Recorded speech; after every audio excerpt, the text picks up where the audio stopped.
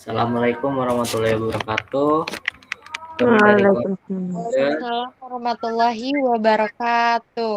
ingin mempresentasikan tentang mekanisme genetika dalam respons stres mikroba yang berkelompok, yaitu saya sendiri dan Desinta Anggraini, Ria Maulida, Nurlela, Suci Indah Nurcahayati, dan yang terakhir ada Sapitri Nurhalija.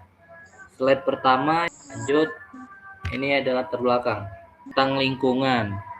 Organisme hidup menghadapi perubahan lingkungan mendadak yang mengancam kelangsungan hidup mereka. Ada juga respons stres, evolusi menghasilkan beragam mekanisme molekuler dan respons stres untuk menjaga hemostasi sel. Dan yang terakhir di sini ada regulasi gen. Sel merespons stres melalui perubahan ekspresi gen secara terordinasi, termasuk regulasi, translasi, dan pasca translasi. Lanjut, di sini ada organisme dan teror yang dikaji.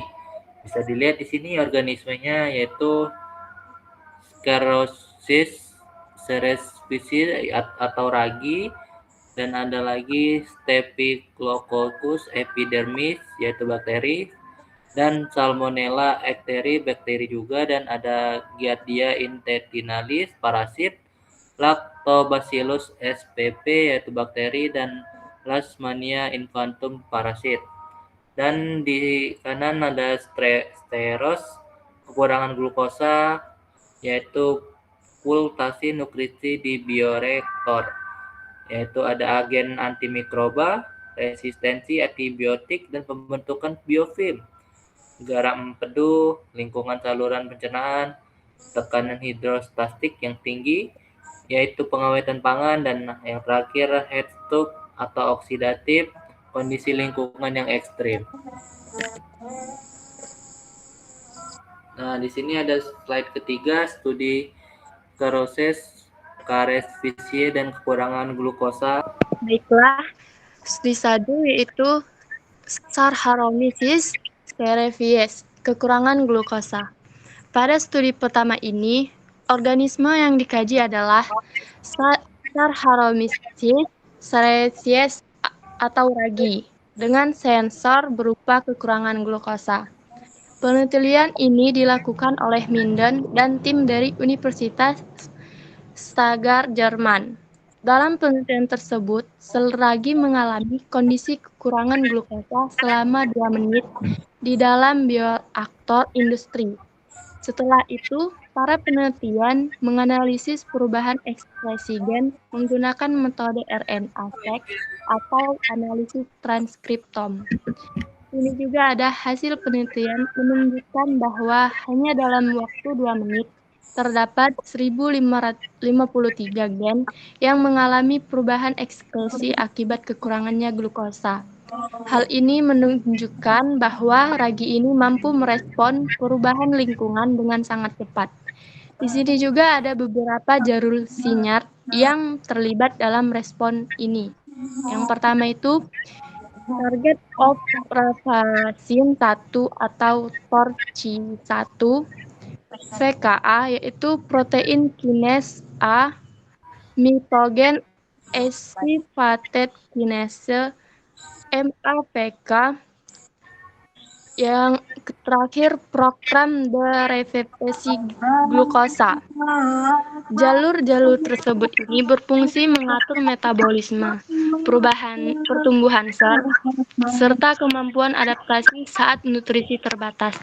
Selain itu, terjadi juga proses derepresi glukosa, yaitu aktivitas gen-gen tertentu ketika kadar glukosa menurun. Nah, selanjutnya ada studi 2, yaitu Staphylococcus epidermidis, yaitu pembentukan biofilm.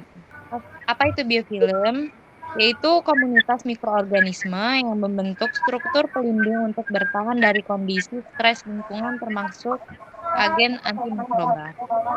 Ancaman klinis dari biofilm yaitu CIMS yang menyebabkan infeksi saluran kemih, infeksi aliran darah, dan endokarditis pada jutaan orang di seluruh dunia.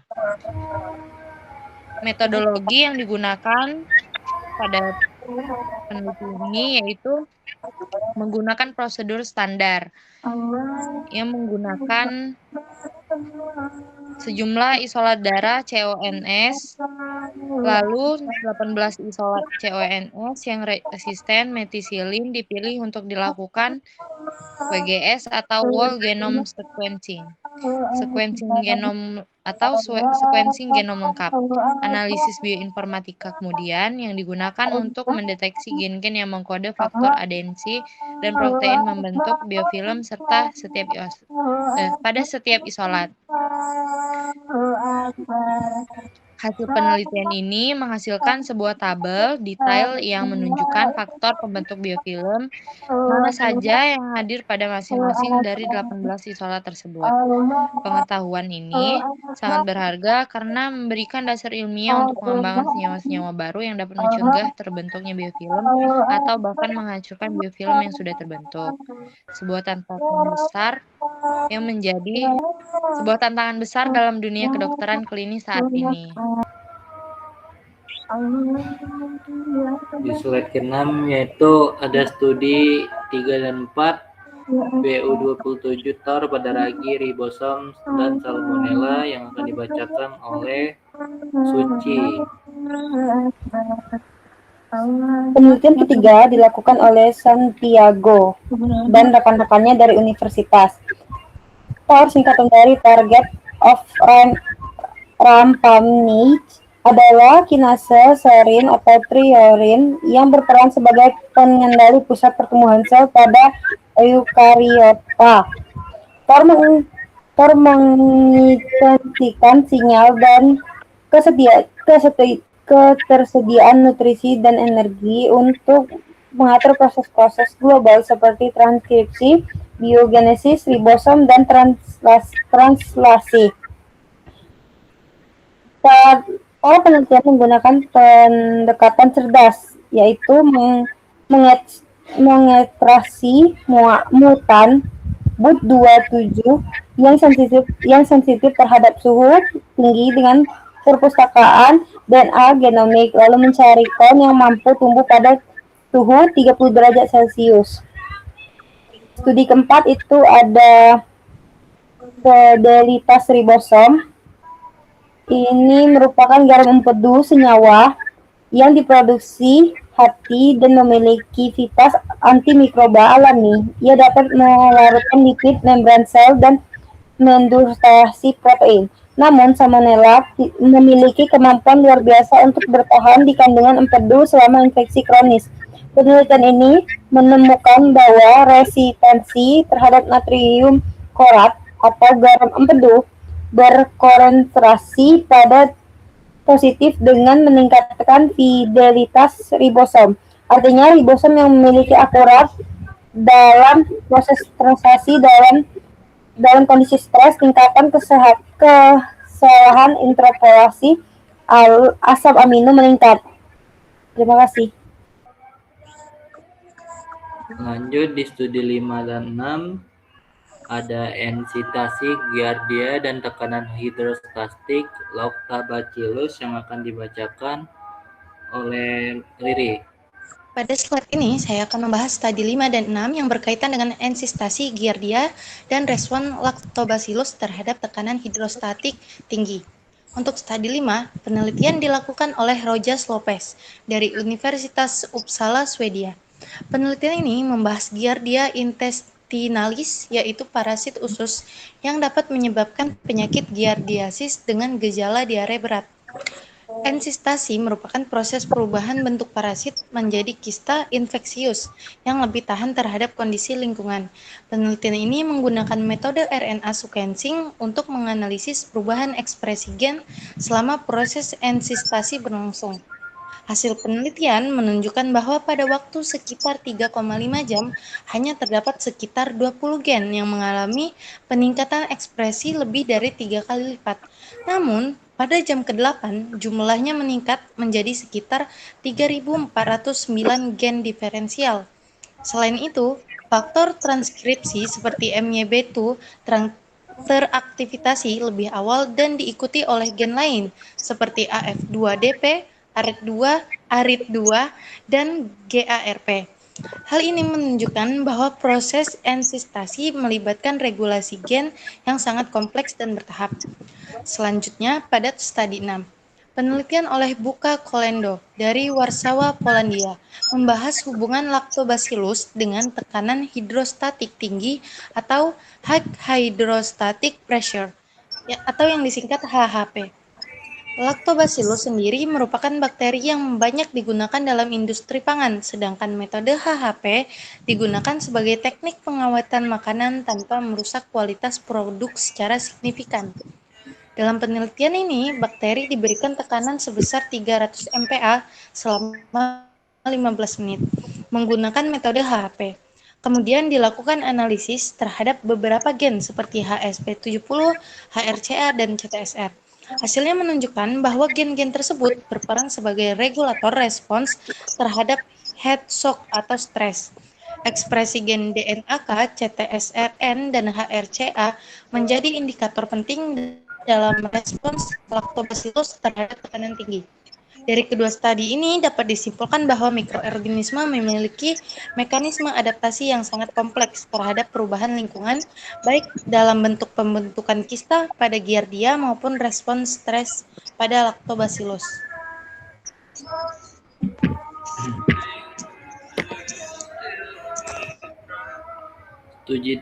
Di studi 7 ada Leishmania infatum atau keluarga protein HSP40 yang akan dibacakan oleh Nurlela. Dalam studi 7 ini, Leishmania infantum atau keluarga protein HSP40 di sini terlihat bahwasanya dia sebagai pemain utama homeostatis protein seluler. Di dalamnya terdapat 72 protein yang ada pada HSP40, di mana ini teridentifikasi dalam genom Leishmania yang dikategorikan dalam 4 kelompok secara struktural. Ini juga terbanyak di antara protista, di mana hanya tanaman cabai 76 anggota yang melampaui jumlah HSP40 Leishmania. Dan juga terdapat peluang terapi sebagai pemahaman fungi HSP40 ini membuka peluang penemuan obat baru melawan Leishmania,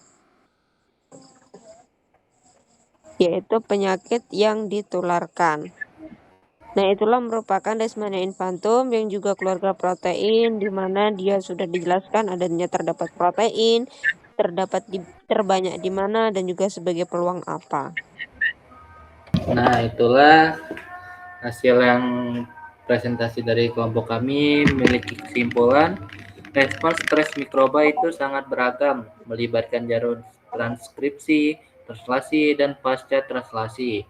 Organisme dari prokariota hingga eukariota memiliki strategi adaptasi spesifik terhadap stresor yang berbeda. Penemuan ini berdampak bagi industri pangan, produksi, bioreaktor, dan pengobatan penyakit infeksi. Metode RNA dan WGS dan bioinformatika menjadi pilar utama dalam mengungkap mekanisme molekuler. Pemahaman mendalam tentang KSP, biofilm, dan fidelitas ribosom membuka peluang terapi yang baru. Itulah presentasi dari kami. Mohon maaf jika ada salah kata. Wabillahi taufiq walhidayah. Wassalamualaikum warahmatullahi wabarakatuh. Waalaikumsalam warahmatullahi wabarakatuh.